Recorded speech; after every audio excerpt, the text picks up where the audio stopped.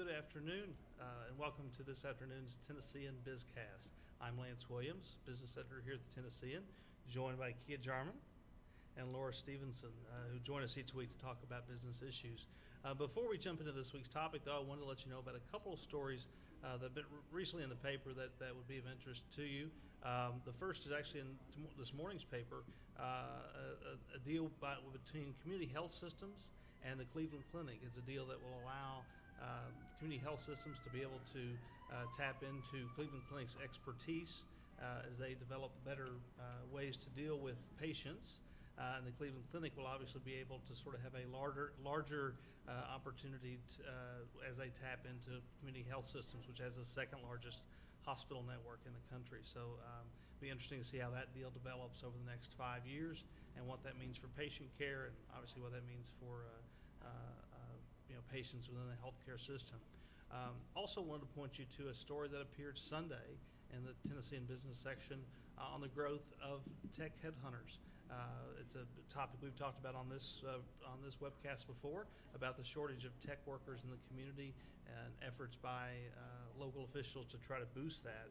And one of the byproducts is obviously if government or other entities aren't moving fast enough, private industry steps in, and that's exactly what we've seen in terms of the growth of headhunters and other type of professional services that are helping find those workers, helping locate them and bring them to Nashville. So we had a story about that this Sunday, and encourage you to go on our website to check that out. And speaking of tech workers and the tech community, I know one of the things that, especially within the tech industry, that workers enjoy about that environment is telecommuting, the ability to work from home or work outside of the office environment for much of the time. But over the past 2 weeks, we've seen two major companies, one being Yahoo, the other being Best Buy, really clamp down on their practices with telecommuting. So I wanted to talk to you guys today about telecommuting and help our viewers kind of understand and sort out some of the issues related to that and whether it would be right for their business. So maybe a place to start is just to talk a little bit about your experiences and your thoughts on whether it is something that can be beneficial within a business environment. I think one of the articles that I read, or it was a survey, I think an organization did, was about it needs to be case by case basis. I don't think that you can do that whole company wide, everyone take off Thursday through Friday type of situation, or Wednesday through Friday type of situation. I think that it has to be very strategic. And my experience is I'm much more disciplined of an individual in most of all of my work experience, even before I started my own agency.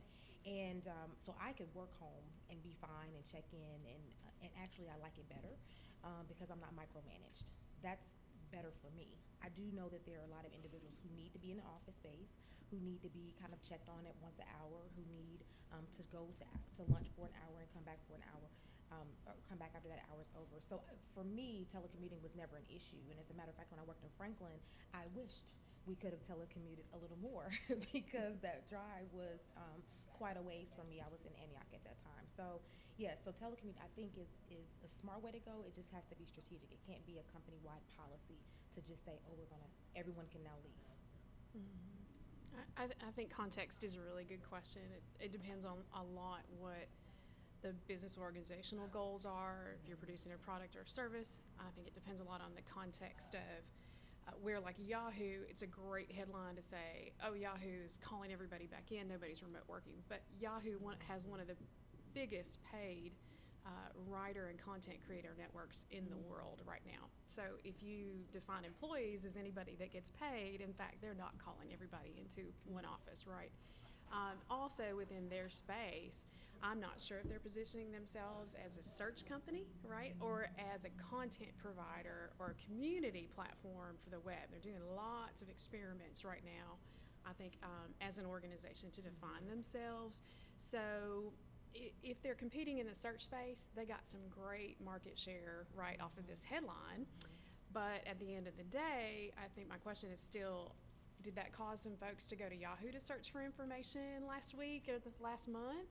Or are people going to Google and typing in Yahoo? right? Mhm. Right, so there's still That's a good question point. there. Mhm. Mothers Digital, we founded in part knowing that we're experimenting as a project-based company and as a remotely based company. We hope to provide good work for our clients and good work for those participants within the organization. That being said, we know it's an experiment, right? We're still in the midst of a transition to an information age, and I think when you work in tech, we just have to realize that we're at the forefront of that, and sometimes that makes us experimenters more than more than people who can speak to an evidentiary-based outcome. Yeah, absolutely. I mean, the creative industry is the same, very similar to the tech industry that I work in, and it makes a lot of sense for us to have consultants who can work in their own space. For me, as long as, and I think this is that role model that we kind of know a little bit about, results only work environment. They have to be available during certain times. But my graphic designer now at 9 o'clock in the evening will be sending over drafts, and that works, and that's fine as long as she's also available throughout the day to answer questions and to at least receive the projects. So I have no problem running an agency very similar to how Laura's running hers. Okay, very good. Well, now, so let's say you're a company out there, and right now it's a growing, but it's still a segment of the population. About 10% of workers are able to telecommute. So it's it's not everywhere yet. So let's say you are a small business, looking at the opportunities. Maybe employees have expressed interest, or you're looking at creating things that are going to maybe help you be more competitive for new hires. What are some key things that you need to be thinking about before you just roll out a telecommuting policy? For me, I think the number one skill to look for the organization and as well as for individuals is communication. If you have communication challenges, if you have process and workflow challenges, then it's going to be really tough, right, to have scattered teams. And those are issues, right, for growing companies that are huge, that not just for small businesses. So I think for all of us, perhaps at this moment in time, because we're so connected by technology and the web, communication is more an issue, I think, today than it ever has been before. Did my press release say exactly what it meant to say? Did I really hear what the client said they want and can pay for? So those kinds of questions, I think, as a human endeavor, are going to come up more and more as we move forward experimenting with these things. To take that a step further on the system side, am I prepared to implement systems, and what does that look like? And so, Asana.com or Basecamp or just Google Docs as an example, are you prepared to communicate through that? And then what's the measurables when those, how do we quantify what I put in Asana? How am I holding you accountable for what I put into a task management system like that? And thinking through that process can help you before you get there, because from experience, I can tell you, trying to implement it on the spot doesn't work for some employees or for some people. As an agency, we hire, from a skill set standpoint, we're looking to hire entrepreneurs. So we want other people who are prepared to work remotely or virtually and understand the process of, we also need to come together and see each other's face from time to time. But for the most part, I'm okay Skyping you. I'm okay seeing that you've checked off a list in the task management system. So putting that system in place before we even decide to roll it out is almost the most essential thing. That's a great point. And I think putting agreements in place, don't you? Absolutely. I've talked to other business owners who may be more product driven than what my business is, say, well, I've had somebody come to me and say they want to do this. They have a young child or they have a sick parent, and we're just going to let them try it for a while. And I think that's great, open-minded, but I think it might also set us all up at great risk. So if we don't document together, maybe leadership and management and staff, like what is it that you are delivering to the company as a trade-off? Yes. And when are we going to measure that, and how are we going to measure that? I totally agree with Kia. I think that's important, and laying that groundwork makes the effort have a very greater chance of being successful. And is fairness an issue? I know you've mentioned several times, that on a case-by-case basis, or some employees will work, some it may not. But if Bill is telecommuting and Ann wants to telecommute, and how do you, as a business owner, then be able to balance those desires, if and be fair about a policy like that? Well, I think job descriptions help with that. And let's face it, that's job descriptions are something organizations have tough time with, period, right? Even huge corporations that have great big HR staffs have hard time with job descriptions. But the agreement, and then some measurables, and also scheduling ahead of time. What are some times that we've already agreed before we start that we're going to sit down and look at whether this is successfully happening together, and we're going to partner.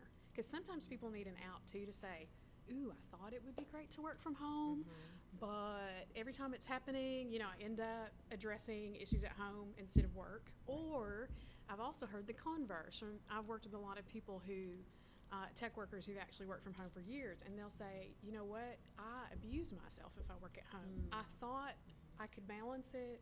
I thought I might run the risk of doing less, but in fact, I didn't eat breakfast today. I didn't stop for lunch. I was so focused, I couldn't pull out. And that's not healthy either, right? So I think to make it a conversation and a cooperative project is great. And then that allows everybody to say, hey, wait, we got to switch something, not happening. Those pre-milestones in place are going to be helpful, those checkpoints, if you will, because I think sometimes people won't say I'm overwhelmed or I'm underwhelmed. Even on the other side, the supervisor or the person who's still in the office may not be checking in appropriately because they think, oh, Bill has it, right? Because I get emails from him, he's doing the work, but yet he's at home in tears, or he's spending half his time on Facebook. I think the other piece is the concept of a telecommuter has to be that they're not so much checking in and or clocking in, clocking out rather. That we're looking at kind of the sum of their work versus hour to hour. It's just what I've seen. Doesn't mean that that's what works or doesn't work, but just saying that I've seen it, you can't say, you know what, from 5 to 6 I need to do X, Y, and Z, because that's not how they work in their own space. If you want them to work that way under your constraints and confines, you need to have them in your office. It's just what I found. So yeah, those pre-milestones are important. Okay, all right. So it sounds like really it's, when you're trying to figure out if this is for you, it's really about setting up, making sure that you're a company equipped to do it, from an HR standpoint, from a philosophy standpoint, and from a security standpoint. Oh, definitely. Just making sure that all those things are in line. And having an internal conversation as well with the team, to pop up one day and you're getting emails from Bill and he is at home, and you weren't even given the opportunity to have a conversation about the program or this new thing we're rolling out, then that's where, as we talk about all the time, that's where the miscommunication happens. I think Laura mentioned that. So communicating in the front end before we start implementing all these new things, because you may find that people say, no, I want to be away from home because I have small children or because my spouse stays at home as well. And on the flip side, they may say, I want to be home because I do have a small child or I do have an ailing parent. So it's having that conversation up front, I think, can be helpful. And I really think that some interesting things that are happening right now is for all of us that conversations are changing to ownership of our own work styles and what that looks like. I think that's really good for everybody, both as individuals and as participants in a larger organization. And to me, that seems like maybe it should be a natural outcome, right, of the information age. If I'm supposed to be producing better and better, right, thoughtful work, then it makes sense that I need to know how I work best. Absolutely. And that's not always easy, right, for all of us. So. And as entrepreneurs and small business owners, I think that's how you find the best people is allowing them to be accountable for their thing.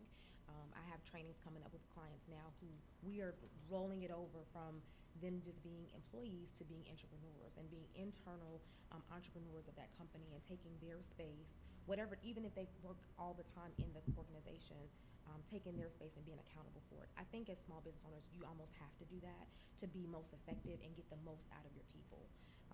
Micromanaging that can go work for someone else, that type of thing. So that would be my best advice, is to allow people to have accountability, as Laura mentioned. Gotcha. And I've heard, CIOs, CTOs in larger corporations say that they don't recognize the way tech looks right now, right? The community has blown up. And not that long ago, 10, 15 years ago, even 20 when I started out in tech, if you worked in tech, that meant you knew the Microsoft stack inside and out. And you probably had a corporate job because that's who could pay you the most and get you the most additional training. And if you wanted steady work and to know that your salaries were going to go up, that was a really safe space. That's not necessarily the case anymore, right? But I also think that really makes a lot of difference. A lot has changed pretty quickly. Very good, very good. Thank you all so much. Appreciate the insight and appreciate the great information. And thank you for joining us. We would invite you to join us every Tuesday afternoon for the Tennessean BizCast for more topics related to small business. And you can also come back every day to the Tennessean website for webcasts on a variety of topics from sports to entertainment to politics. We appreciate you joining us. Have a great afternoon.